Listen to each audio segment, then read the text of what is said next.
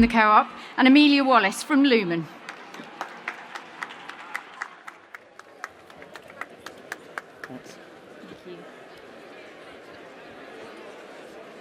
Trying to do my best to stall while everyone comes in.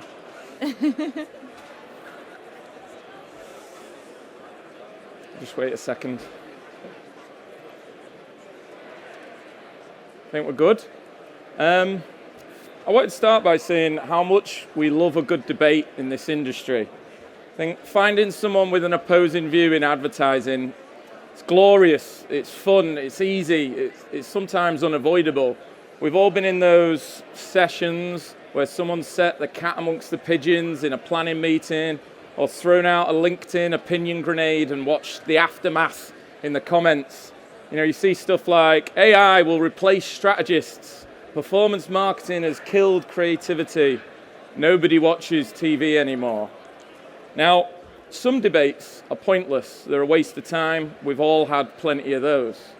Other debates are too hard, too effortful, so we build frameworks, we set some rules, we make some assumptions, we shake hands, and we move on. A few debates we call critical, and they're worth having because we recognize they can change the industry. Me and my team, we have challenges all the time. I think it's a good thing. I win some, I lose some, but candor and curiosity to seek the truth will only fuel progress in the advertising industry, which is an industry full of opinions, endless opinions. It's what makes it fun, it's what makes it interesting. It's why we're all here today. It's also an industry that drowns in data, analytics, and insight. And it's odd that those two things can coexist. It's also odd to me that we're in an industry that champions differentiation and tearing up the playbook, but very rarely do we go back and check if those frameworks, if those rules, if those assumptions are still valid today. And this session is all about asking the question if one of the biggest opportunities for brands has been hiding in plain sight this whole time.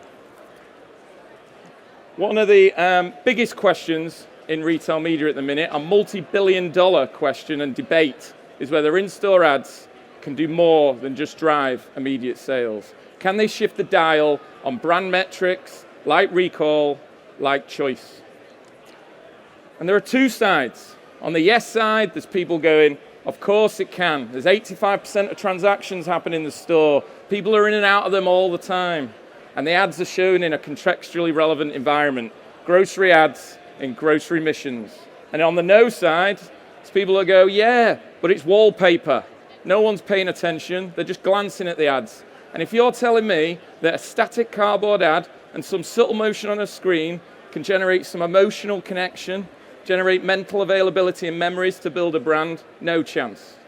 Both of these are believable, and that's why it's a hot debate. And if you haven't picked a side, pick one now, because it'll make the next 10 minutes very interesting.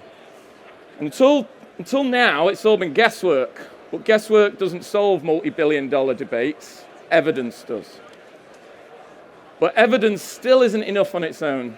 We all need to believe in the evidence. There has to be a story that we can relate to. And even those two things aren't enough. The evidence has to come from a credible source. To shift and solve debates, you need evidence, you need a story we believe in, and a credible source. I wish it was that easy in real life. With anyone with small children will know persuasion is a lot more challenging. Our daughter is a fussy eater.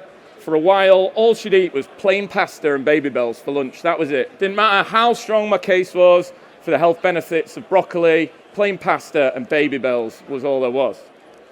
And one day, on holiday in the UK, I found myself in a convenience store looking for these two things. I was low on time budget, I was low on frustration budget, I was definitely low on energy budget. And those three things are a horrible place to be in a convenience store, where there's no clear signage and navigation. Every store layout from one shop to the next is different. All the aisles have mixed categories, so you never know what's down them. And here is some advanced GPS tracking technology showing my movements around the store that day. And reflecting on that trip, I thought every retail environment represents a captive audience for visibility and attention. But convenience stores, they're different. The layout's different. The missions are different. The mindset is different. So at Corp Media Network, that got us thinking, if attention is essential to building brands, can a store, especially a small format convenience store, generate enough attention to shift the dial on these important brand metrics? But as I said, a story and evidence isn't enough. It has to come from a credible source. So when looking for who we could partner with to test this hypothesis, we had to go to Lumen, global expert in attention-based media studies, and all media agency planning tools use Lumen data to plan their media plans globally for all their clients. It is robust, it is credible, and it is relied upon. And we went to Lumen asking 3 questions. How much attention do in-store ads actually get? Is that attention enough to shift the dial on key brand metrics like recall, like choice? And how do big stores compare to small stores? And how do they both compare to traditional media channels and digital media channels? I'm now going to hand you over to Amelia from Lumen to talk you through how we did it, what we found, and what it means for everyone in this room. Thank you so much, Dean. So this may seem like a challenging research question, but at Lumen we carry out attention studies on both physical and digital environments all the time. So before we dive into the results, I'd like to talk you through how we tackled this research objective. So to better understand how point-of-sale materials generate attention and impact brand outcomes across different store formats, the Lumen team designed an in-store research study. We recruited a nationally representative sample of co-op shoppers and invited them either to a small convenience store or to a much larger co-op store.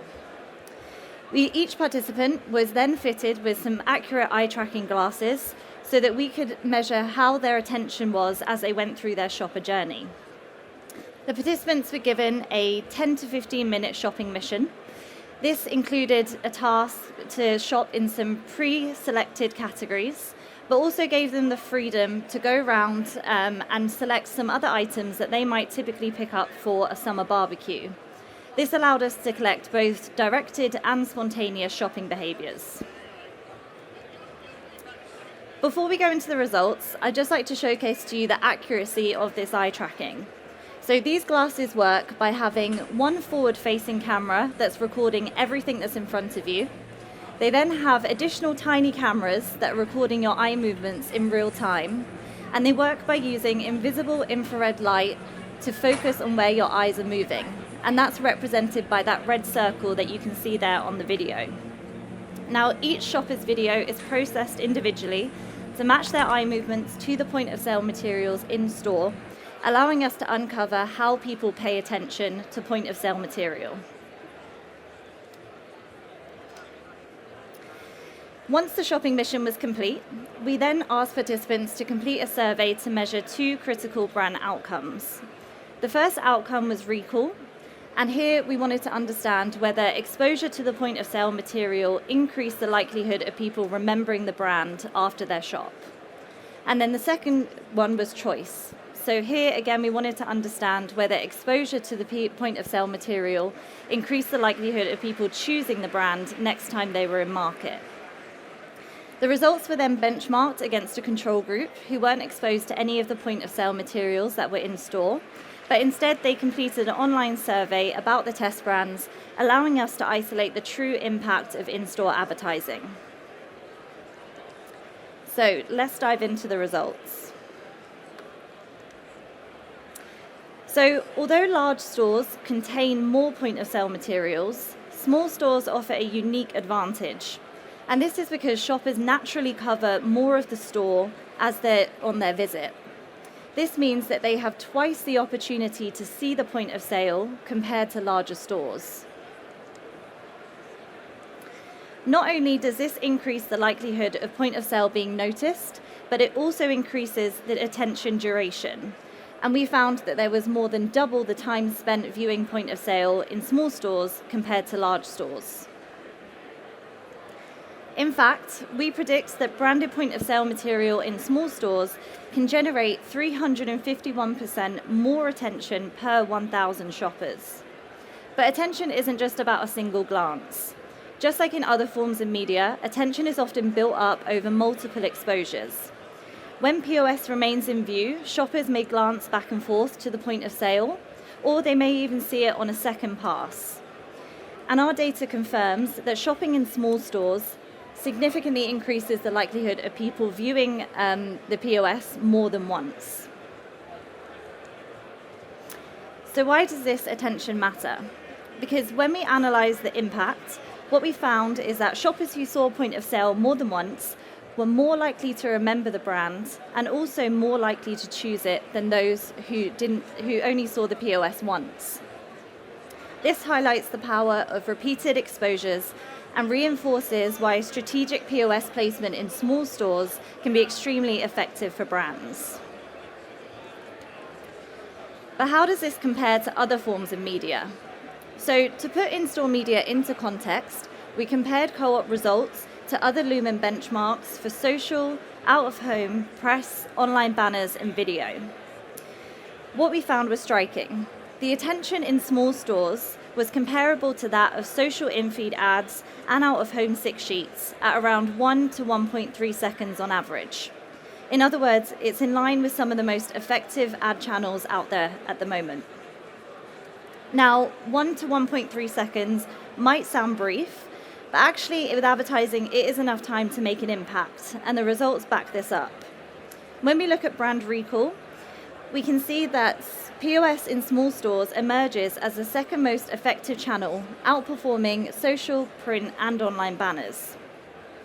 And when it came to choice, we saw that point-of-sale material again found uplifts that were on par with all the other media comparisons. This tells us that in-store media, particularly in small stores, isn't just a retail touchpoint, but it's a powerful branding channel that can rival traditional media in effectiveness. So, what should you take away from these findings? The key takeaway is clear. Brands should be thinking about point of sale as a powerful media channel, not just a retail execution. To maximize impact, brands should focus on convenience stores where shoppers naturally engage more with point of sale, leading to higher view counts and stronger brand building effects. And finally, creative matters. To cut through a busy retail environment, brands need to make sure their creative is simple, distinctive, and relevant, making sure that their message is clear, the branding is instantly recognizable, and that the communication resonates with shoppers in the moment. By following these principles, brands can unlock the full potential of in-store media and drive meaningful shopper engagement. I'll now hand you back to Dean. So we started with a debate. Can in-store ads do more than just immediate sales? Can they grow brands? And I don't know which side of the fence you picked earlier, but we've got a winner. We've got the evidence, we've got the story that makes sense from a credible and reliable source. In-store ads can do a job for brand, and in convenience, a small store packs a big punch with double the ad visibility, triple the ad attention, and quadruple the brand recall versus larger store formats. We pigeonholed in-store based on those outdated frameworks, those outdated rules, and those outdated assumptions. It's time to rectify that. And an ad can do one job, but this channel has got proof that it can do two. Advertising is always going to be full of opinions. It's always going to be drowning in data. There's always going to be debates, but some are worth having because they can shift industries, they can shift strategies. And usually the question would be, what do we do next? But this is so key. It's a multi-billion-dollar debate that the real question should be, who's going to do something about it first? Thank you.